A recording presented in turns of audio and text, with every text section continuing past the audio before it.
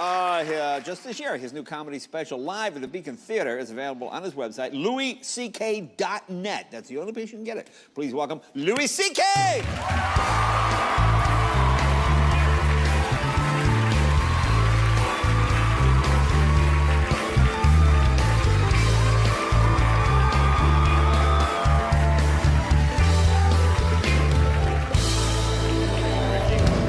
Congratulations on all your success this year. Thanks, man. Yeah. Thanks. It's been all right. Now, it's been all right. See, comics, it's never good with comics. No. It's okay. Yeah. It's okay. Well, I've been doing this for 28 years now, yeah. So the bad years will always outweigh the good years. Yeah, that's right. So you just remember that. And, you know, if you go through life with that attitude, yeah. I think that's the way to get through life. Exactly. The bad will always weigh out the good. That's right. Santa, or whatever, you know, yes. Now, you almost didn't get here today. We were worried. I was in New York. I woke up in New York this morning. Mm-hmm. And, I mean, on purpose. It wasn't like, where am I? But, I had my kids this week, so right. I had shared custody with my ex-wife for the kids, and so I had to get them to school before coming here in New York. So I get them in you guys sent in a limousine. It was very nice. The limousine took me and the kids to their school, and this Egyptian driver's like, you know, we take Columbus. And I was like, no, take the West Side Highway. I know what I'm doing. And I argued with him. We get on the West Side Highway, just nothing is moving. It's just total dead stop. And I'm sitting there I'm in the wrong side of the nation. Right. And I have to be on the Tonight Show. Right. And I'm just, and I'm with my kids. Yeah. So I'm just saying like, oh, shucks, this is a shame.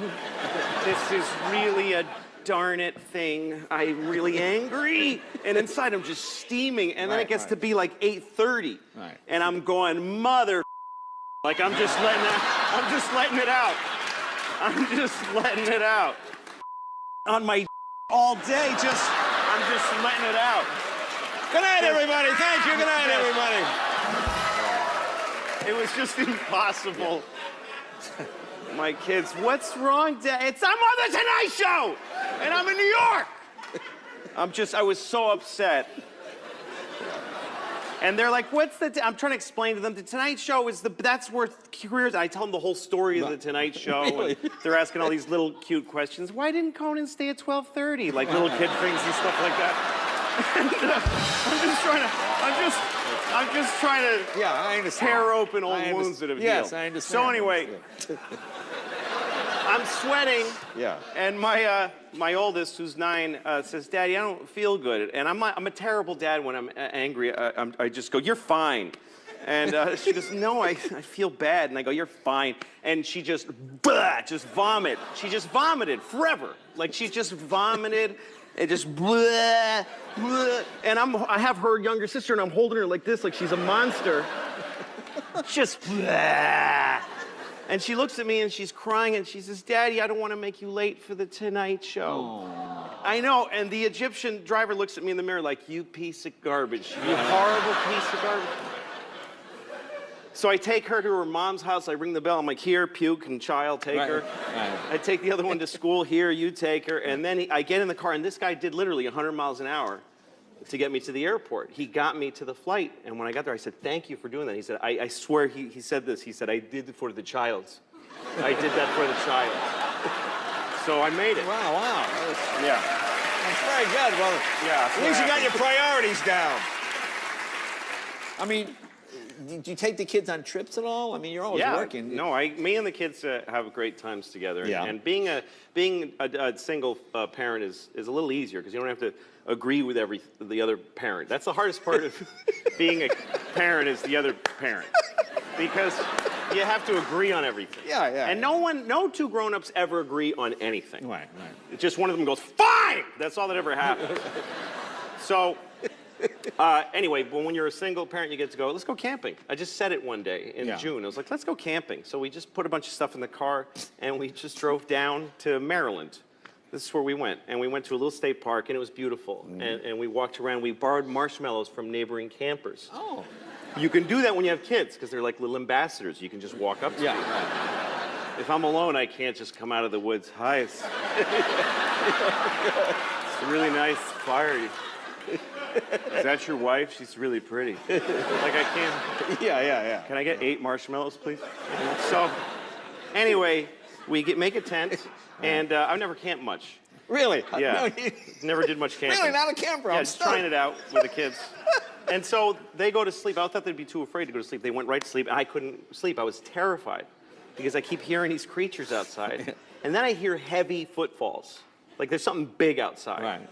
And I look, and I swear, 3 bears. 3 There are bears? 3 bears walking around my car. And porridge? Yes, yeah. And I'm looking at 3 live bears through the slit in the paper that separates us from it.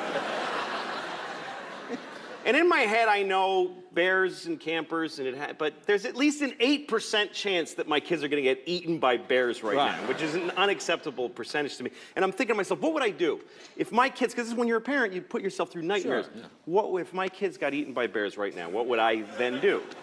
What would be the next step? Yeah. And really, your responsibilities come way down. If your kids get eaten by bears, pretty much sleep late the next morning. Yeah. But there's one thing I do. My first responsibility would be to tell them. I have to call their mom. I'd have to call her. I couldn't just text her, kids dead, bye. I'd have to call her and tell her this. And how do you say, hello? And I thought, okay, what I'd have to do is just blurt it out and then take questions. Right. So I'd have to call her, hi, the kids are dead because bears ate their bodies. Maryland. It was 3 bears. No, not the 3 bears. It was just 3. I don't think they knew each other. It was just 3 bears. Well, one ate one kid and the other 2 shared the other one. No, it wasn't quick at all. It was horrible. I was in the car. But, so that's what I'd have to do. We'll take a break. More with Louis right after this.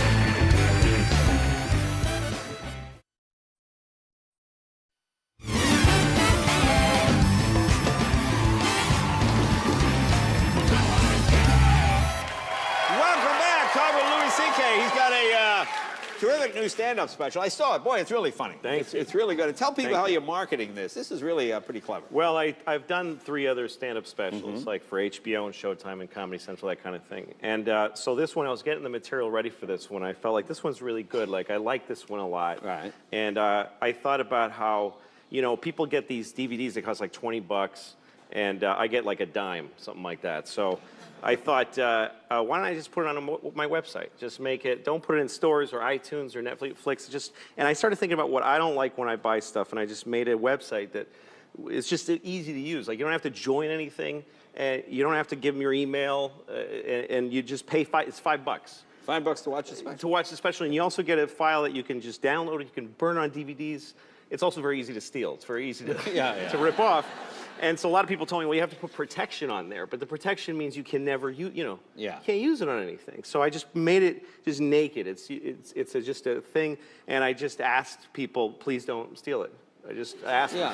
And they haven't. They haven't and sold it. people are pretty good. Yeah, so we just quietly put it online, and so far we've sold 150,000 copies. So Yeah, that's great. that's a lot of money. Oh, that's great. Yeah. That's great. So That's great. it worked out. So what happens if I want a DVD? I can just... Well, if you can, but you can burn a DVD, Okay. and then here's like, okay, you can print out, you can download and print out the cover. Right. Okay, and then you go to a store and you get, like, when there's DVDs that are like $1, so you go to the store and you get like a DVD that's like 99 cents, Right, like just a bargain bin. And what you do, and what you do is you just take that out of there. And you put the new one in. And then you put this one in there, and then you got a nice thing. You can hold it, and then that's why. it's still only $6. Yeah. That's why mine was 99 cents. Yeah, that's you want to all. make $5. That's I was more the man of the people. Yeah, you're Robin Hood. That's right. Yeah, you set that price on purpose. Now, That's let me ask you something. At Yeah. the end of your special, Yeah. you thank your trainer Yeah. for not working you out? What That's are you right. doing? What are you... Well, it's true. I thank my personal trainer. Because I got personal really trainer. That's yeah, when my you're in personal Hollywood, trainer. When it's a personal trainer. Yeah. I go to this boxing gym called Gleason's in Brooklyn, and there's this guy named Raul Frank. He's a great fighter. He fought a lot of great fighters, and he was great. Anyway, so he trained me, and I thought I thought I was in great shape. Like I was going 3 days a week and working out because I felt good. There's like a wind chill factor to your fat. You know, there's like how fat you feel. You know. So I went to this special, and I was like, I look awesome, and I was thinking, like, I can't do fat jokes anymore because it'll be ridiculous.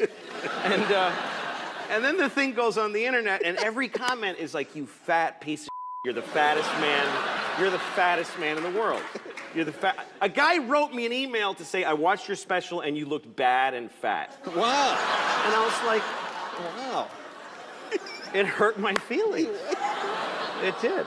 And I stole your special. I didn't even pay the $5. Yes, and also I fired your special. Now, what is this? We have a clip from the special. Yes. Oh, this is the kids' game. This is about how when you play Monopoly with your kid. I have my 6- and 9-year-olds, and we play Monopoly. Yeah. And the 9-year-old's competitive. She's good at it. The 6-year-old knows the rules, but she's too little. Right. Because she loses usually. Yeah. And a Monopoly loss is dark. Yeah. You know, it's heavy. Let's take a look. A Monopoly loss is dark. It's heavy. It's not like when you lose at, Candyland. Oh, you got stuck in the fudgy thing, baby. Oh, well, you're in the gummy twirlios and you didn't get to win. But when she loses at Monopoly, I gotta look at her little face and I go, okay, so here's what's gonna happen now, okay?